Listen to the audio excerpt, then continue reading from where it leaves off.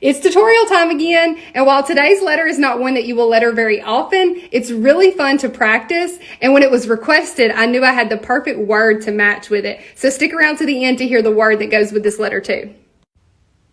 Today we're lettering Z 10 different ways, and I wanted to let you know if you're new here that I have not done these in any specific order. So this is by no means the last video in the series. It's just one that I saw requested, and like I said earlier, I just was like, oh, I've got the perfect word for that. Let me do that one. Plus, it's a super fun letter.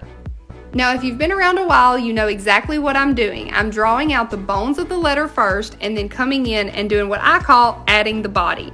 And notice I said drawing out the letter because we're not handwriting, we are drawing. So I'm going to draw out this Z, and everywhere I went down, I'm going to retrace in a new place, giving it thickness on those down strokes and adding the body.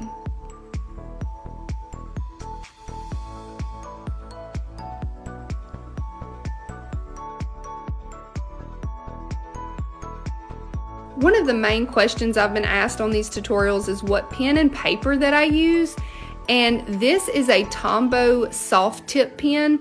It usually comes in a package where it has one soft tip and one hard tip pen, and I have a link to these exact pens in the description of this video. And the paper is nothing special. I mean, this journal was gifted to me, and I can tell you that it feels sort of like a sketch pad type of paper. So if you look, well, even on Amazon, they would have sketch pads, but in the craft section of Walmart, speaking of, those Tombow pens are at Walmart too. They're in the regular pen section. If you look, like if you click the link that I put in the description of the video, it will show you the pens and you'll know what to look for when you go to Walmart. But they're about the same price in both places. It just depends on where you want to shop. Now back to these Z's. The Z that I just did is called a serif font, and that means I added those little accents to it. This one is called a sans serif font, which just means I will not add the accent, so without serif. And this next one, I thought it would be neat to show you the same thing, but what if we don't fill it in? That could be a style all in itself. For this one, I'm going to do an exaggerated curve on the top and bottom. And then notice whenever I am retracing in a new place on the way down, I'm going to go on the left and right hand sides just back and forth until I see a good balance on that center line. Also going to add a little line in the center. Next, this Z will have just a tiny flourish on the end.